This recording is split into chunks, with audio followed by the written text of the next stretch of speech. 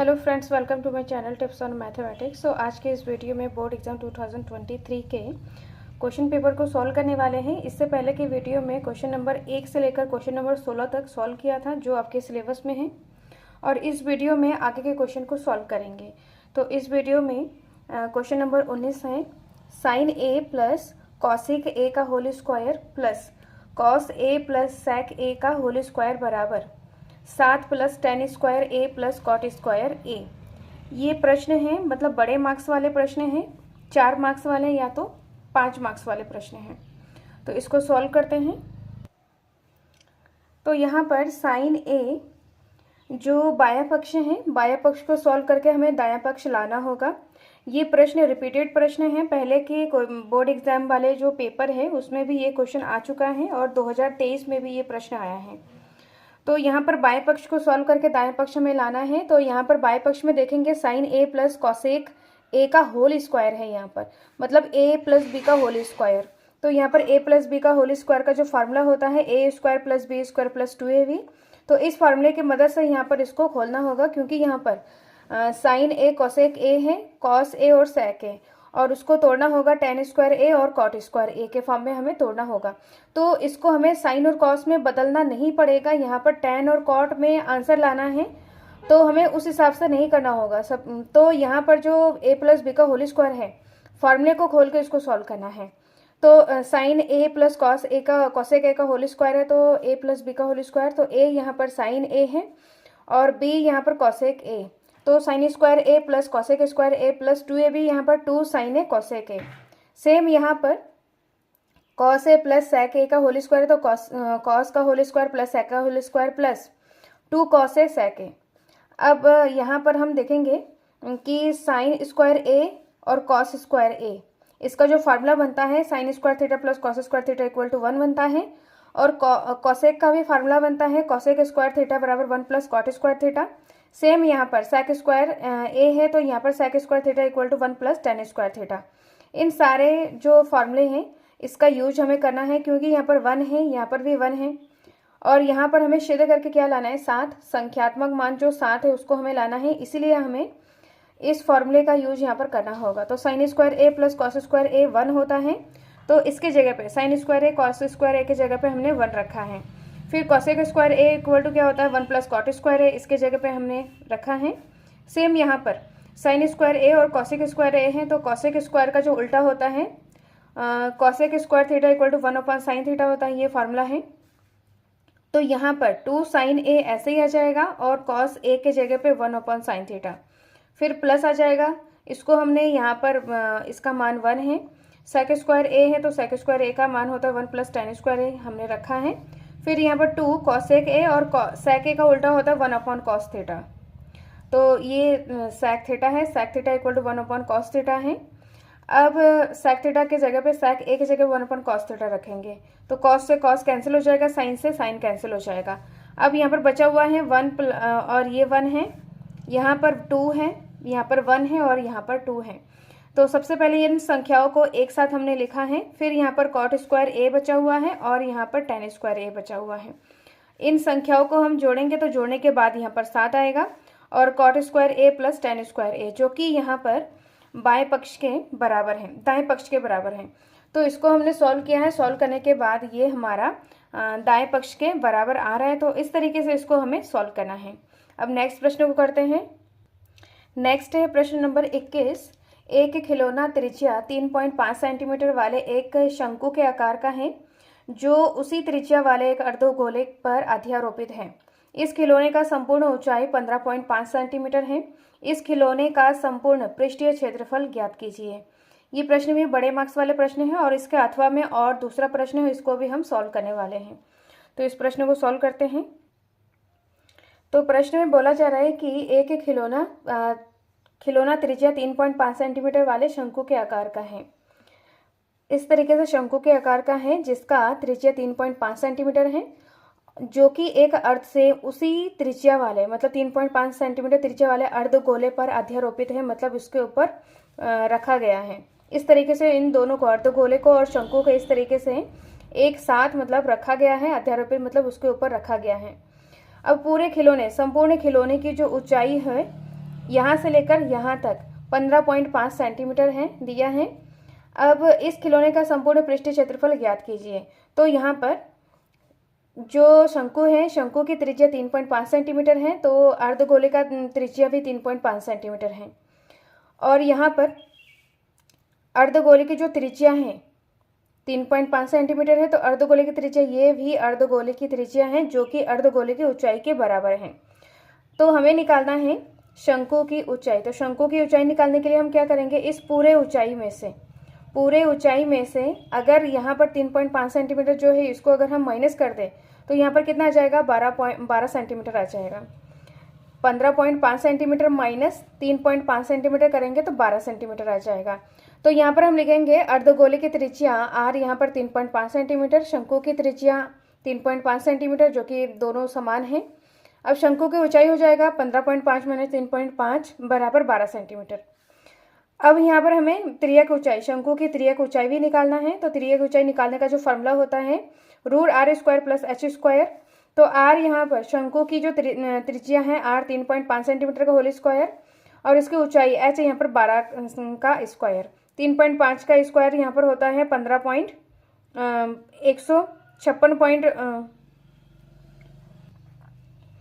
3.5 का स्क्वायर यहाँ पर होता है 12.25 प्लस 12 का स्क्वायर होता है 144। इनको जोड़ेंगे तो यहाँ पर आ जाएगा 156.25 और इसका रूट से इसकी वैल्यू निकालेंगे तो रूट का मान आ जाएगा यहाँ पर 12.5 सेंटीमीटर।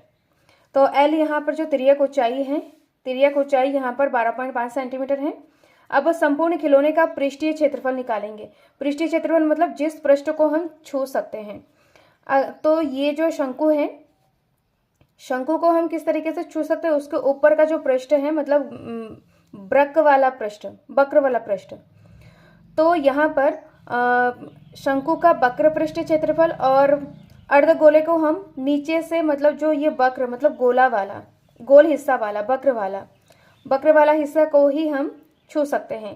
तो संपूर्ण पृष्ठ क्षेत्रफल निकालने के लिए यहाँ पर अर्धगोले का वक्र पृष्ठ क्षेत्रफल जो गोल वाला हिस्सा है प्लस शंकु का वक्र पृष्ठ क्षेत्रफल, ये जो घुमा हुआ जो वाला भाग है।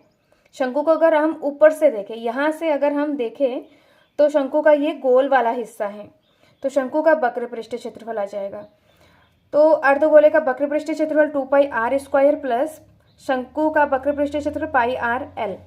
दोनों से हमें पाई और r कॉमन ले लेंगे क्योंकि यहाँ पर जो त्रिज्या है वो दोनों का सेम है।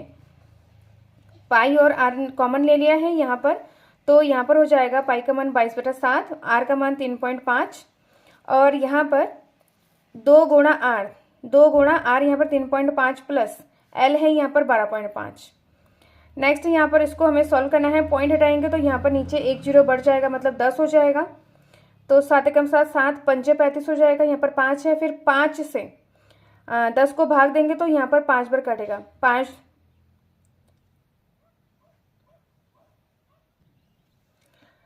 अब यहाँ पर 5 एकम 5, 5 दूनी 10 है, फिर इस 2 से 22 को हम डिवाइड करेंगे तो यहाँ पर 11 आ जाएगा।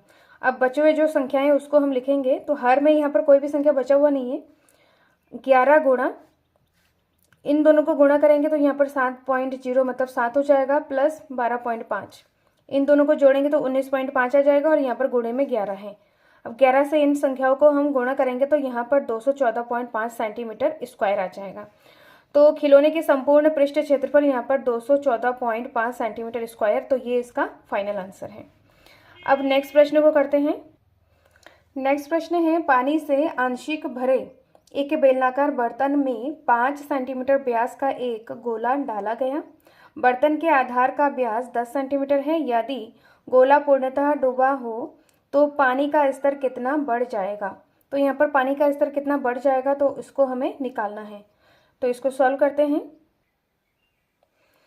तो प्रश्न में दिया है कि एक बेलनाकार बर्तन है जो कि पानी से भरा हुआ है और जिसका व्यास है 10 सेंटीमीटर। जिसका व्यास है 10 सेंटीमीटर। जो बेलनाकार बर्तन है इसका जो व्यास है यहाँ से लेकर यहाँ तक पूरा जो व्यास है वो 10 सेंटीमीटर है। तो इसकी जो त्रिज्या है, इसकी त्रिज्या ये है इतना हिस्सा, तो ये कितना हो जाएगा 5 सेंटीमीटर हो जाएगा, व्यास का आधा। तो बेलनाकार बर्तन का जो व्यास है 10 सेंटीमीटर है, तो बेलनाकार का जो त्रिज्या हो जाएगा 10/2 मतलब 5 सेंटीमीटर हो जाएगा। और इसमें बोला गया है कि 5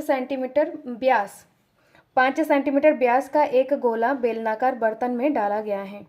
तो जो गोला है, गोले का व्यास यहाँ से लेकर यहाँ तक ये व्यास है, तो इसकी त्रिज्या इतना हो जाएगा।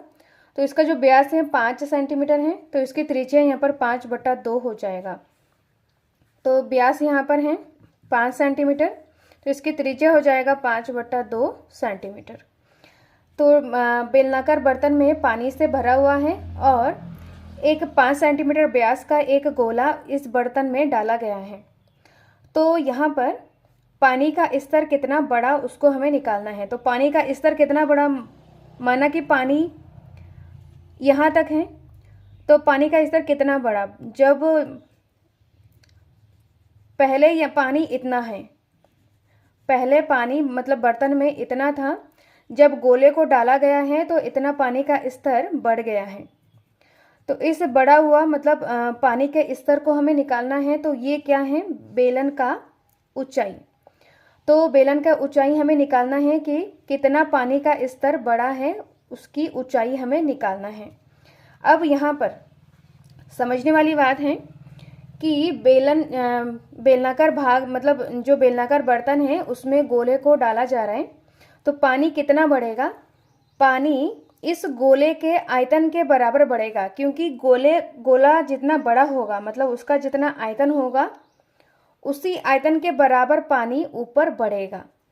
तो पानी ऊपर बढ़ेगा मतलब पानी किस में है, बेलनाकार बर्तन में है, तो बेलन का आयतन हो जाएगा। जब पानी को बेलनाकार बर्तन में रखा जा रहा है तो पानी किसके आकार का हो गया है, बेलनाकार बर्तन के आकार का हो गया है। तो इसका मतलब बेलनाकार भाग का आयतन बराबर हो जाएगा गोले के आयतन के बराबर। इस तरीके से हमें इसको समझना है और समझते हुए इसका हमें आंसर निकालना है। तो बढ़ा हुआ पानी का हिस्सा मतलब H यहाँ से हमें निकालना है। अब इतना सबसे पहले हमें लिखना है, दिया है हमें। अब गोले का आयतन बराबर हो जाएगा बेलन के आयतन के बराबर।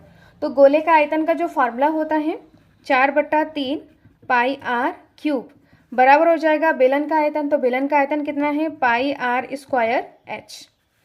अब यहाँ पर 4/3 पाई r, यहाँ पर गोले का आयतन यहाँ पर हो जाएगा, गोले का त्रिज्या यहाँ पर 5/2 है, तो यहाँ पर 5/2 गुणा 5/2 गुणा 5/2 3 बार आ जाएगा, क्यूब है। अब यहाँ पर पाई, यहाँ से हम पाई से पाई कैंसिल कर सकते हैं। r यहाँ पर बेलन का, यहाँ पर है गोले का आयतन, गोले का जो त्रिज्या है r2 है और बेलन का जो त्रिज्या है r1 है। तो r यहाँ पर है 5, तो 5 गुणा h। पाई से पाई कैंसिल कर देंगे, यहाँ पर 2 बार 5 है तो 2 बार से यहाँ पर कैंसिल हो जाएगा, और 2 दूनी 4, तो यहाँ पर ऊपर 4 है तो 4 से इससे ये कैंसिल हो जाएगा। अब बची हुई जो संख्या है उसको हमें लिखेंगे, यहाँ पर ऊपर बचा हुआ है 5/3 दूनी 6, तो जो h आ जाएगा 5/6, तो h बराबर हो जाएगा 5/6 सेंटीमीटर। तो यहाँ पर पानी जितना ऊपर बढ़ा है, पानी यहाँ पर 5/6 सेंटीमीटर ऊपर बढ़ा है, तो इसको हमें इस तरीके से लिखना है। अतः पानी 5/6 सेंटीमीटर ऊपर बढ़ जाता है, तो ये इसका फाइनल आंसर है। अब नेक्स्ट प्रश्न को करते हैं। नेक्स्ट प्रश्न है, यदि किसी भिन्न के अंश और हर दोनों में 2 जोड़ दिया जाए तो वह 9/11 हो जाता है।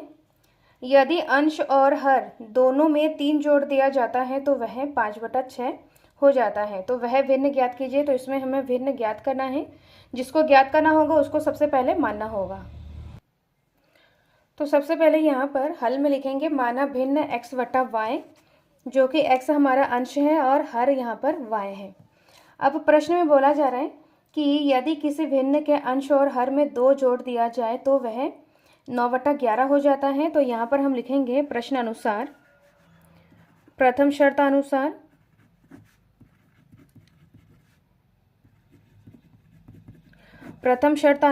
जब भिन्न में x/y में भिन्न में अंश और हर में 2 जोड़ दिया जाए। तो यहाँ पर अंश में 2 जोड़ेंगे, हर में 2 जोड़ेंगे, तो भिन्न 9/11 में बदल जाता है, 9/11 में बदल जाएगा। अब इसको हमें क्रॉस मल्टीप्लाई करके उसको आगे सॉल्व करना है। तो x + 2 के साथ 11 गुणा हो जाएगा और यहाँ पर 9 के साथ हो जाएगा y + 2 गुणे में हो जाएगा। तो यहाँ पर हो जाएगा 11x + 11 दूनी 22 बराबर यहाँ पर 9y बराबर 9 दूनी 18। 11x माइनस का 9y बराबर 18 और ये 22 इक्वल के इधर आएगा तो माइनस में हो जाएगा। अब 11x माइनस का 9y, इनको माइनस करेंगे तो माइनस का यहाँ पर 4 हो जाएगा, बड़ी संख्या के सामने माइनस तो यहाँ पर माइनस हो जाएगा। ये है समीकरण नंबर 1। अब द्वितीय शर्त अनुसार बोला जा रहा है, द्वितीय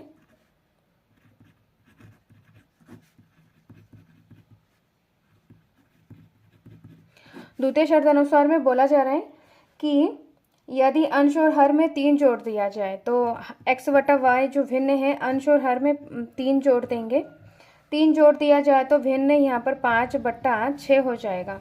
क्रॉस मल्टीप्लाई करेंगे तो यहाँ पर x + 3 6 से गुणा हो जाएगा और यहाँ पर 5 से y + 3 गुणा हो जाएगा। तो 6x + का 6 × 18 बराबर 5y + 5 × 15। अब यहाँ पर 6x और ये 5y इक्वल के इधर आएगा तो माइनस का 5y और यहाँ पर 13 18 इक्वल के इधर आएगा तो माइनस का 18 हो जाएगा। यहाँ पर थोड़ा सा मिस्टेक है, 5 × 15 आएगा, इसको माइनस करेंगे तो यहाँ पर आ जाएगा माइनस का 3। तो ये है समीकरण नंबर 2। अब समीकरण 1 और 2 को हमें प्रतिस्थापन विधि से या तो विलोपन विधि से, किसी भी विधि से हम इसको सॉल्व कर सकते हैं। तो यहाँ पर समीकरण 1 से प्रतिस्थापन विधि से इसको हम सॉल्व करेंगे। तो समीकरण 1 से x का मान निकालेंगे तो यहाँ पर 11x माइनस का 9y बराबर माइनस का 4 है। तो यहाँ पर हो जाएगा 11x बराबर माइनस का 4 प्लस का 9y इक्वल की तरह आएगा तो प्लस में हो जाएगा, ये माइनस में है। अब x का मान निकालेंगे तो माइनस का 4 प्लस का 9y और ये 11 में आ जाएगा। समीकरण नंबर 3 है। अब समीकरण 3 में x का मान रखेंगे तो लिखेंगे समीकरण 3 तथा 2 से, समीकरण 3 तथा 2 से यहाँ पर समीकरण x का मान इसमें हम रखेंगे तो यहाँ पर आ जाएगा 6 बट्टा, यहाँ पर x है तो x का मान रखेंगे माइनस का 4 प्लस का 9y बट्टा 11 और यहाँ पर आ जाएगा माइनस का 5y बराबर माइनस का 3।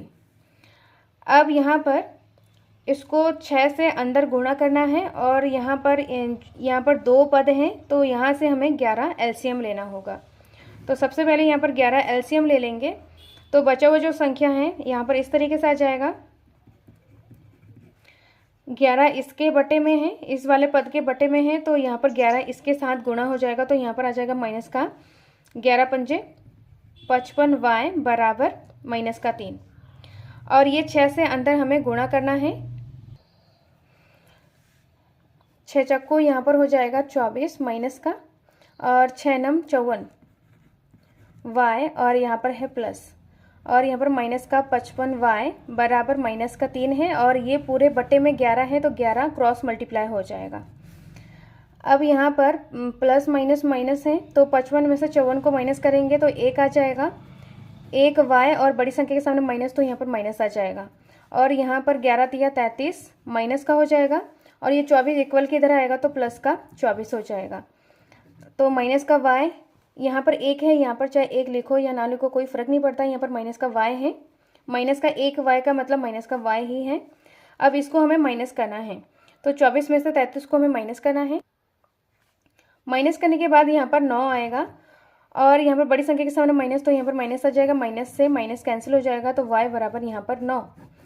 तो y का मान आ गया है। अब हमें x का मान निकालना है। तो x का मान निकालने के लिए जो समीकरण नंबर 3 है, समीकरण 3 में y का मान रखेंगे। समीकरण 3 से तो यहाँ पर हो जाएगा x बराबर माइनस का 4 प्लस का 9, y है, y का मान यहाँ पर 9 है बट्टा 11। अब इसको हमें कैलकुलेट करना है, तो यहाँ पर हो जाएगा -4 प्लस का 9×9 81/11। अब इसको हमें माइनस करना है, तो माइनस करने के बाद यहाँ पर आ जाएगा 11 में से 4 को माइनस करेंगे तो यहाँ पर आ जाएगा 7, और यहाँ पर बचा है 7, 77 आ जाएगा, और यहाँ पर बट्टे में 11 है, 11 7 77, तो इसको डिवाइड करने के बाद यहाँ पर आ जाएगा 7। तो यहाँ पर जो भिन्न माना था, अतः भिन्न को हमने क्या माना था, x/y, तो भिन्न हमारा आ रहा है, x का मान 7 है और y का मान है 9, अतः भिन्न यहाँ पर 7/9 है, तो ये इसका फाइनल आंसर है। तो इस तरीके से इसको हमें सॉल्व करना है। अब नेक्स्ट प्रश्न को करते हैं। नेक्स्ट प्रश्न है, 1.5 मीटर लंबा एक लड़का 30 मीटर ऊंचे भवन से कुछ दूरी पर खड़ा है। जब वह ऊंचे भवन की ओर जाता है तो उसकी आंख से भवन के शिखर का उन्नयन कोण 30 डिग्री से 60 डिग्री हो जाता है। बताइए कि वह भवन की ओर कितना दूरी तक चलकर गया है। तो इसको सॉल्व करते हैं। सबसे पहले इसका हमें चित्र बनाना है।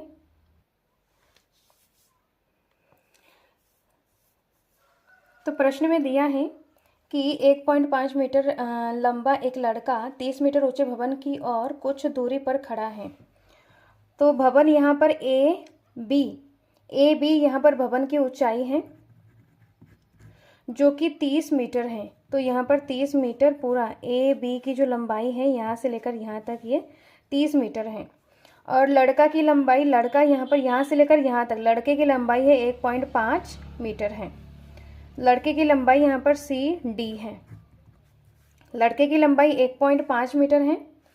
अब यहाँ पर लड़के की आँख, यहाँ पर C पॉइंट पर लड़के की आँख है। तो लड़का यहाँ पर प्रश्न में बोला जा रहा है कि 30 मीटर ऊंचे भवन के और कुछ दूरी पर खड़ा है। तो ये भवन है, तो यहाँ पर ये लड़का खड़ा है। जब वह ऊंचे भवन की ओर जाता है, तो जब वह ऊंचे भवन की तरफ जाता है, की ओर जाता है, तो उसकी आंख से भवन के शिखर का उन्नयन कोण, इसकी आंख से भवन के शिखर का उन्नयन कोण 30 डिग्री से 60 डिग्री हो जाता है। तो जब लड़का यहाँ पर है, मतलब CD, मतलब D पॉइंट पर जब लड़का होता है, तो उसका जो भवन के शिखर और लड़के की आंख का उन्नयन कोण 30 डिग्री होता है। तो ये 30 डिग्री हो जाएगा। जब ये लड़का भवन की और कुछ दूरी चलता है, माना कि ये इस पॉइंट पे आ गया है, E तक यहाँ पर इस पॉइंट पर आ गया है, तो लड़के की आंख का उन्नयन कोण 30 डिग्री से 60 डिग्री हो जाता है। तो यह उन्नयन कोण यहाँ पर 60 डिग्री हो जाएगा। बताइए कि वह भवन की ओर कितना दूरी तक चलकर गया। मतलब C से लेकर D के बीच की दूरी हमें निकालना है, तो इसको हम y मीटर मान रहे हैं। और भवन लड़के की जो प्रथम मतलब यहाँ पर लड़का फर्स्ट पोजीशन पे यहाँ पर खड़ा है, तो यहाँ से लेकर भवन के बीच की दूरी को हम x मीटर मानते हैं। B को x मीटर मान रहे हैं और CE को y मीटर मान रहे हैं। और यहाँ पर और एक चीज़ है कि CDBF ये क्या है, एक आयत है। तो यहाँ पर CD किसके बराबर हो जाएगा, FB के बराबर हो जाएगा। तो FB यहाँ पर 1.5 मीटर है और DB x मीटर है। तो यहाँ पर CFV पूरा टोटल कितना हो जाएगा, x मीटर हो जाएगा। यहाँ से लेकर यहाँ तक टोटल x मीटर हो जाएगा। तो यहाँ पर इसको सबसे पहले जिसको हमने माना है उसको लिखते हैं। माना DB बराबर CF बराबर x मीटर, और यहाँ पर CD बराबर FB बराबर 1.5 मीटर है। इतना हो गया है। अब यहाँ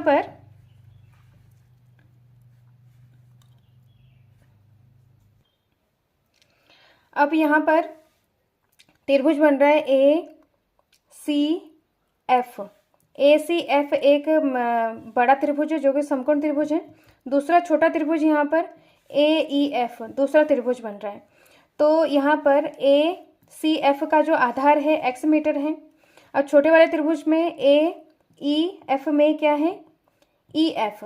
ई एफ यहाँ पर हमें निकालना है, तो ई एफ निकालने के लिए यहाँ पर ई एफ बराबर हो जाएगा सी एफ, मतलब पूरे में से सी एफ में से सी ई को माइनस कर देंगे, सी ई, तो यहाँ पर हो जाएगा सी एफ यहाँ पर क्या है, एक्स है, माइनस सी ई वाई है, तो एक्स माइनस वाई हो जाएगा ई एफ बराबर एक्स माइनस वाई मीटर।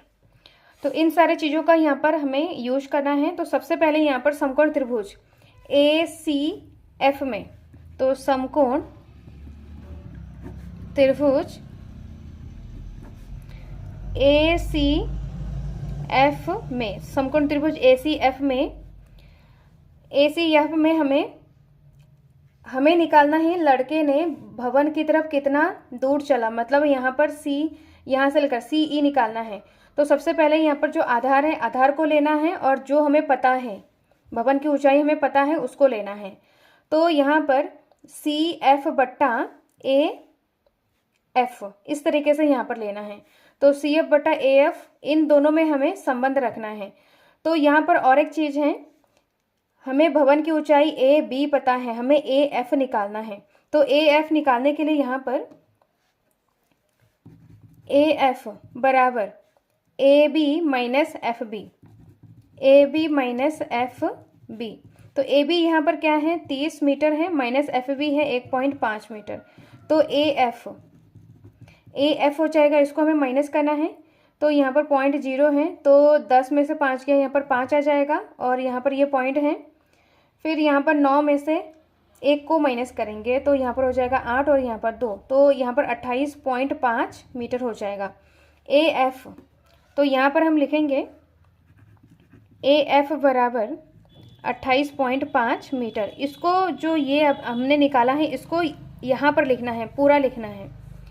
तो ए एफ बराबर 28.5 मीटर है। अब समकोण त्रिभुज ए सी एफ में, तो ए सी एफ में समकोण त्रिभुज में ये समकोण है, समकोण के सामने वाला भुजा ये भी कर्ण हो जाएगा, बड़े वाले त्रिभुज में ये भी कर्ण हो जाएगा, और 60 डिग्री के सामने वाला भुजा ये हमारा लंब हो जाएगा। ऐसे ही 30 डिग्री के सामने वाला ये लंब हो जाएगा, और सी एफ और सी ई एफ ये दोनों ही आधार हो जाएगा। अब यहाँ पर आधार और लंब में हमें संबंध रखना है। तो लंब बट्टा आधार, तो ए एफ बट्टा सी एफ रखेंगे। तो समकोण त्रिभुज ए सी एफ में, बड़े वाले त्रिभुज में ए एफ बट्टा सी एफ रखेंगे। तो ए एफ हमारा क्या है, लंब है, और सी एफ यहाँ पर आधार है। तो लंब बट्टा आधार यहाँ पर होता है tan थीटा। तो थीटा यहाँ पर 30 डिग्री है, सी है, तो यहाँ पर हो जाएगा tan 30 डिग्री। ए एफ यहाँ पर है, ए एफ का मान अभी निकाला है 28.5 बट्टा सी एफ को हमने क्या माना है, x बराबर tan 30 का मान होता है 1/√3। x का मान निकालना है, तो यहाँ से क्रॉस मल्टीप्लाई कर देंगे, तो x बराबर हो जाएगा 28.5 गुणा √3, इस तरीके से हो जाएगा।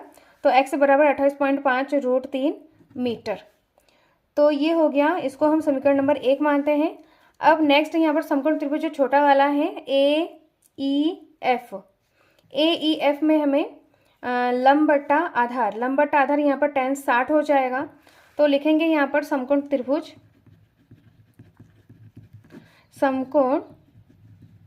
त्रिभुज ए एफ ई में, तो यहाँ पर लंब है ए एफ बट्टा ई एफ। ए बट्टा ई एफ यहाँ पर लंब बट्टा आधार है, तो लंब बट्टा आधार यहाँ पर tan 60 डिग्री हो जाएगा। तो ए एफ का मान है 28.5 बट्टा ई एफ का मान है, ई एफ को हमने यहाँ पर ई एफ बराबर x माइनस वाई मीटर है, तो इसको हमें यहाँ पर रखना है x माइनस वाई बराबर tan 60 का मान होता है √3। अब यहाँ से क्रॉस मल्टीप्लाई करेंगे, तो यहाँ पर हो जाएगा 28.5 और ये √3 यहाँ पर बट्टे में आ जाएगा, और यहाँ पर x माइनस का y हो जाएगा। अब यहाँ से हम हर का परिमेयकरण करेंगे। अब यहाँ पर हमें हर का परिमेयकरण नहीं करना है, यहाँ पर समीकरण 1 से x का मान रखना होगा। समीकरण 1 से यहाँ पर हमें x का मान रखना होगा, तो यहाँ पर हो जाएगा 28.5 बट्टा √3 यहाँ पर लिखेंगे समीकरण 1 से बराबर हो जाएगा x का मान यहाँ पर 28.5 √3 माइनस का y। क्रॉस मल्टीप्लाई करेंगे यहाँ पर, तो यहाँ पर हो जाएगा √3 से इसको क्रॉस मल्टीप्लाई करेंगे तो यहाँ पर 28.5 बराबर √3 से इसको यहाँ पर 28.5 √3 गुणा √3, और ये जो √3 है y के साथ भी गुणा हो जाएगा तो y √3 आ जाएगा। अब यहाँ पर हो जाएगा 28.5 बराबर 28.5 गुणा √3 3 आ जाएगा, और यहाँ पर ये माइनस का √3 आ जाएगा। इसको हम गुणा करेंगे, यहाँ पर हो जाएगा 28.5 बराबर 3 पंजे 15 का 5 हासिल 1, 3 8 24 25, यहाँ पर पॉइंट आ जाएगा, और 3 दूनी 6 7 8 हो जाएगा। तो यहाँ पर 85.5 माइनस का y √3। अब 85.5 इक्वल के इधर जाएगा तो यहाँ पर 28.5 माइनस का 85.5 बराबर माइनस का y √3 आ जाएगा। माइनस करेंगे तो यहाँ पर आ जाएगा, इन दोनों संख्याओं को हम माइनस करेंगे तो 5 में से 5 गया 0 हो जाएगा। अब यहाँ पर हो जाएगा 57.0 आ जाएगा, तो मतलब 57 है ये, और बड़ी संख्या के सामने माइनस तो यहाँ पर माइनस आ जाएगा, और यहाँ पर माइनस का y √3, माइनस से माइनस कैंसिल हो जाएगा, तो यहाँ पर 57 बराबर y √3 आ जाएगा। तो यहाँ से हमें y का मान निकालना होगा, तो 57 और यहाँ पर √3 बट्टे में आ जाएगा, तो ये है y का मान। अब यहाँ पर हमें y हर से हटाना होगा, तो हर का परिमेयकरण करेंगे, तो हर का परिमेयकरण में यहाँ पर 57 √3 बट्टा यहाँ पर पहले से √3 है और यहाँ पर भी √3 आ जाएगा बराबर y। अब 57 √3 बट्टा √3 को 3 से गुणा करेंगे तो यहाँ पर आ जाएगा 3 बराबर y। अब 3 से इसको डिवाइड करेंगे, भाग देंगे, तो यहाँ पर आ जाएगा 3 एकम 3 और 2 बचा 3 नम 27, तो यहाँ पर आ जाएगा 19 √3 बराबर y। तो y का मान यहाँ पर आया है 19 √3। अब यहाँ पर हमें CE जो कि जिसको हमने y माना था, तो CE का मान यहाँ पर 19 √3 आया है, जो कि हमारा आंसर है। चित्र में देखेंगे यहाँ पर YCE है, जो कि लड़के द्वारा भवन की तरफ कितना दूरी चला CE है, इसको हमें निकालना था, जो कि हमारा y है। तो इसको हमें इस तरीके से लिखना है, अतः लड़का भवन की ओर 19 √3 मीटर चलकर गया है, तो ये इसका फाइनल आंसर है। अब नेक्स्ट प्रश्न को करते हैं। नेक्स्ट प्रश्न है प्रश्न नंबर 27 है, और ये इस वीडियो का लास्ट प्रश्न है। निम्नलिखित आंकड़ों का बहुलक ज्ञात कीजिए। इसमें आंकड़ा दिया है 12 वर्ग अंतराल और बारंबारता इस तरीके से दिया हुआ है, तो इसमें हमें बहुलक निकालना है, तो इसको सॉल्व करते हैं। तो यहाँ पर सबसे पहले यहाँ पर बहुलक निकालने के लिए बारंबारता में सबसे बड़ी संख्या को देखा जाता है, जो कि हमारा बहुलक वर्ग होता है। तो बारंबारता में सबसे बड़ी संख्या यहाँ पर 19 है, तो ये हमारा बारंबारता बहुलक वर्ग हो जाएगा। तो ये हमारा है बहुलक वर्ग। बहुलक वर्ग में जो निम्न सीमा है, बहुलक वर्ग में L यहाँ पर निम्न सीमा है, ये उच्च सीमा है, तो बहुलक वर्ग में निम्न सीमा को L बोला जाता है, और बहुलक वर्ग के सामने वाला, बहुलक वर्ग के जो ऊपर वाला वर्ग होता है वो F0 होता है, और बहुलक वर्ग में ये F1, और उसके बाद वाला जो वर्ग होता है ये हमारा F2 हो जाएगा। तो इन वैल्यूज़ को हमें सबसे पहले लिखते हैं। अब यहाँ पर L 20 है, F0 12, F1 19, F2 6 और H हमें निकालना है। तो H यहाँ पर जो वर्ग अंतराल है 20 से लेकर 10, 10 से 20, 20 से 30, 30 से 40, इस तरीके से ही यहाँ पर 10 का अंतर है। तो 20 माइनस 10 हो जाएगा, तो यहाँ पर 10, H का मान यहाँ पर 10 है। अब बहुलक निकालने का जो फार्मूला है, फार्मूले को हम लिखते हैं। तो यहाँ पर बहुलक बराबर L प्लस यहाँ पर हो जाएगा F1 माइनस का F0 बट्टा 2F1 माइनस का F0 माइनस का F2 इंटू H। L का मान है यहाँ पर 20 प्लस F1 है यहाँ पर 19 माइनस F0 है 12 बट्टा 2 गुणा F1। F1 है यहाँ पर 19 माइनस का F0 है 12 माइनस का F2 है 6 और यहाँ पर गुणे में है h का मान यहाँ पर 10 है।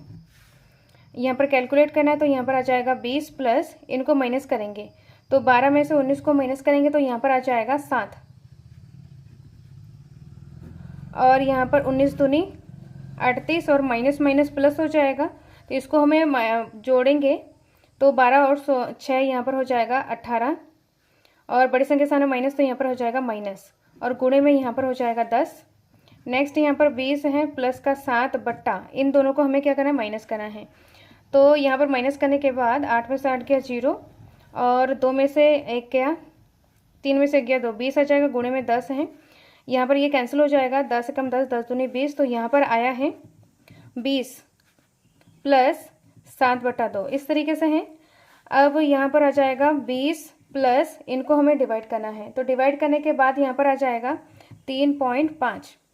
फिर सेम इसको हमें क्या करना है जोड़ना है तो जोड़ने के बाद यहाँ पर आ जाएगा